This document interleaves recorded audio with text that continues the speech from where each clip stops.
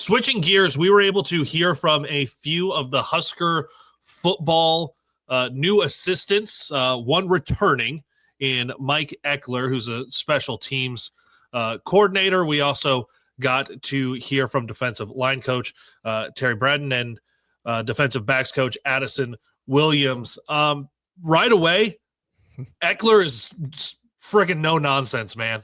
Yeah. Just absolutely no nonsense from the beginning.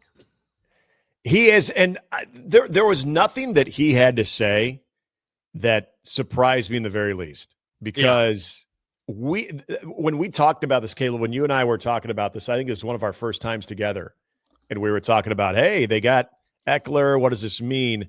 And the first thing we talked about is the infectious energy that we knew he would bring. And I think everybody starts with that, and that's a good place to start. I don't want to say people forget how good Tennessee's special teams was under his watch, but it was, in case you forgot, because it's easy to get caught up into his time at Nebraska, syncing with that Bo Pelini staff, listening to former players that played under Mike Ekeler and that were around him that have said nothing but great positive things about him. And of course, we love to hear that, especially in Nebraska, because we love hearing former coaches or people who actually live here or lived here in the state coming back. But let's look at just the football part of this hire. It's a damn good hire for what Nebraska needs in special teams. I don't care if he is the most boring, soft-spoken, you can barely understand anything he's saying type of guy. If that guy's an ass kicker on Saturdays and that phase is an ass-kicking unit on Saturdays, great. The fact that he gives you a good soundbite, the fact that you are going to see him sideline to sideline at any practice that anybody has a chance to see, that he will probably have the most energy that anyone is going to be bringing. To me, there is a plus side to that part of it, because I've talked about this a lot. For guys that are going into college football that feel like they want to at least have a shot at playing professional football, they're looking at it at the offensive side of it or the defensive side of it. How do you get those guys that can be absolute studs?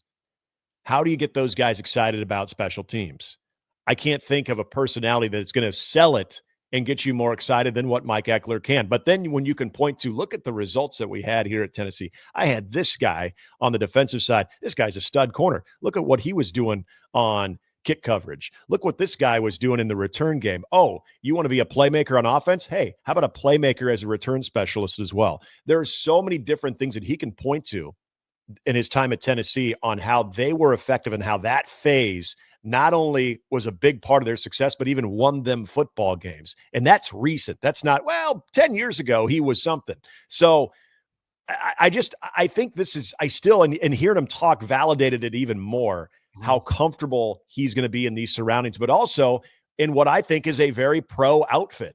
I think this Matt Rule coaching staff and the way Matt Rule does business, much like you're going to see college football having to do business all throughout the country, I think that excites him as well, that you're doing this in a very business-like approach, very pro-like approach, but also there's that Matt Rule, hey, we still do value family. We want to be that family. I think it's kind of the best of both worlds for Mike Ekeler. He gave us a nugget on Tuesday that his last 5 return men are in the league. Yep. So he talked about how it's definitely not, it doesn't matter what Nebraska did in the transfer portal. And Nebraska's got some guys who are going to definitely be competing for both punt returner and kick return. And Nebraska has not done well in either of those for several years. As a matter of fact, has hurt themselves more in the return game than has helped themselves. So for him to bring that up, I go, okay, some of that is just having a dude. Some of that is scheming where you're getting everyone to fundamentally line up. Like when you set up that wall of blockers, well, the guys have to go do that. When you bring a punt block, the guys have to go do that. You have to scheme that up. So some of it's scheme, a lot of it's his enthusiasm, and a big part of it also is having dudes. He talked a lot about how Nebraska has the speed. He's coming into a place with a lot of speed. So put speed all over the place on a return game. there's the potential for good things to happen. Obviously, he's also got to work out the place kicking game. In particular, not so much the misses, because you're going to have kickers who are working with just the kicking stuff. It's the rest of the operation. Right. It's yes, the operation is key. Not letting people get through to block it. I think he's going to be key in that aspect of it. And then on the punting, same thing.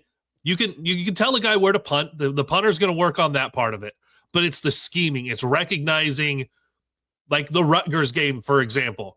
They had two guys lined up on Nebraska's gunner on the far side, and one of them started sliding down. And in the booth, I start going nuts. I go, block, pump block, pump block. And I'm sitting there, and nobody else is reacting. And what happens? He runs free, and I'm like, guys, if I can see this, and I'm not some kind of football savant. I've watched a lot of football. I love college football especially, but I'm not watching it 12 hours a day like this coaching staff is, okay? Right.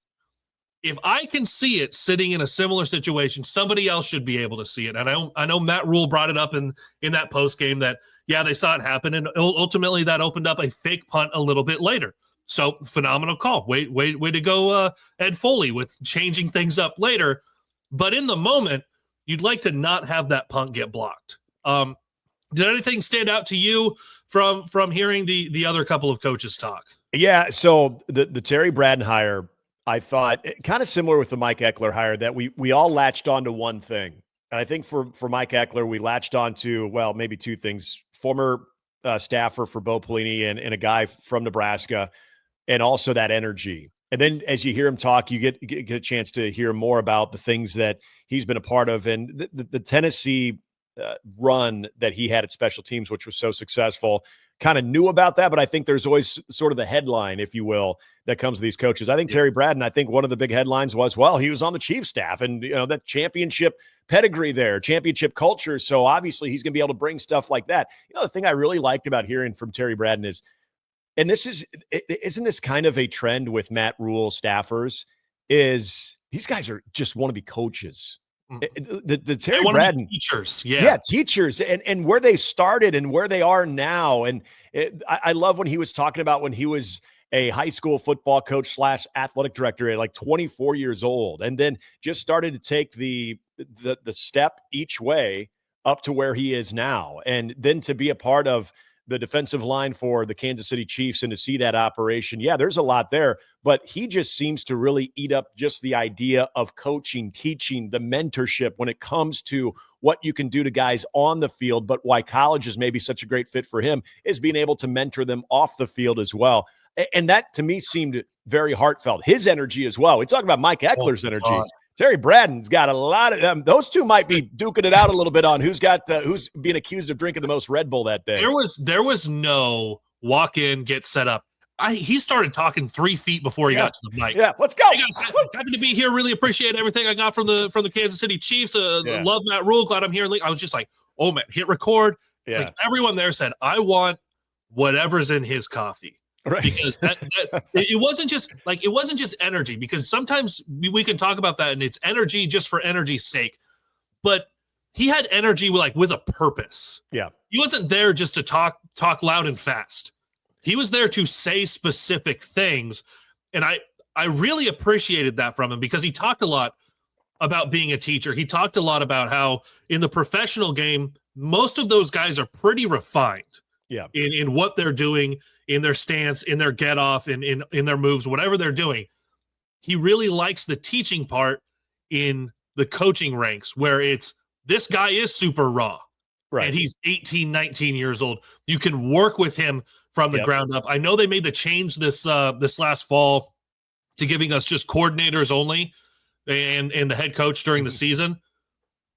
Man, I'll call it right now. If we can get Bradden, he is going to be the favorite coach to hear from anytime we get him, because I very much enjoyed it. Yeah, we need our Monday dose of Terry Bradden for sure. It's gonna be more effective than any coffee that we could drink. No, I think the line that he said that grabbed my attention, and when he explained it a little bit more too, the coaching is my ministry. Yes. And when he talked about having that desire to get back to college, it's exactly a lot of those principles that we've seen, I think, very consistent with Matt Rule hires. And that is get a guy, and you hit the key point there, Caleb. Get a guy in that can identify talent, but also identify talent in unique areas where it's not necessarily a 5-4 or even a 3-star next to their name. Let's look at guys that we're just starting to scratch the surface with, and let's see what we can do with those guys. And if there is something there, if there's a guy that maybe got into football late, so he's a little bit behind, can we get him up to speed? And I just feel like that has been the real consistency with Matt Rule hires, even some of the newer guys, and Bradden being one of them, that he's looking for that commonality of guys that really embrace the getting into the dirt of this thing and being able to teach. And I think that's what I like hearing about Bradden is the thing that he mentioned more than anything is the teaching part of the college game, why he wanted to get back into college, because, well, the pro game, it's more refining things, fine-tuning things, looking at maybe a slight technique thing being off here or there, especially at the defensive line, as opposed to college where you might get an absolute just piece of clay that you get to mold into what you want, or at least at the college level, someone that comes in with a lot of ability, but maybe doesn't have a lot of structure or direction. A lot of those NFL players, they come in, they already have that structure. There's already that routine because you're part of a franchise. There's investment into you. Well, in college, you're trying to get there. Even though there is investment in there, you're trying to still be able to identify, develop, and get those guys to the next level. And that's what I thought. I thought Bradden he hit so many good points and just was another reminder of what Matt Rule's looking for when it comes to position coaches or coordinators. And the other one that talked Addison Williams with the secondary, I think there's a lot that the secondary has done well over the last few years. There's also a lot of times where you just go, man, Nebraska's secondary got beat. And you're like, the secondary got beat. And that happened enough times, especially on third downs. And I think Williams talked about third down. I'm pretty sure someone asked him a question about John Butler's defense, and John Butler had worked with secondary guys as well. So I know that there's going to be an emphasis on third down, especially third down and long, when you know it's a passing situation and your secondary is going to be up against it. And it's interesting because there have been moments, and this goes back to, Tony White would say this all the time, of if you went to his first year, and this was early last year when the defense was getting, it was at its peak when it was getting the type of praise it was, and that was after the Colorado game. And everybody just saw that defense swallow up a very explosive Colorado offense. And I remember a lot of those things we saw still kind of rear its ugly head in some of the tough losses for Nebraska, and that was getting off the field on third down and even in third and longs, like we're talking about. So this is a big area. And I don't want to say this squarely falls on the secondary, but the amount of third and long, 3rd and 5 to 10 conversions and guys being able to break off their routes and be able to beat their man one-on-one, or what type of coverage were you trying to roll over to certain receivers, especially in those key downs, was noticeable. And the thing that I find interesting, anytime you bring in a new coach, a new position coach, but you look at what he can do with a group that it's got some experience, but I don't know if you would agree with me on this one or not, Caleb. Don't you feel that this secondary, its ceiling lies on guys that haven't even really played more than a couple of quarters? Caleb Benning's one of them.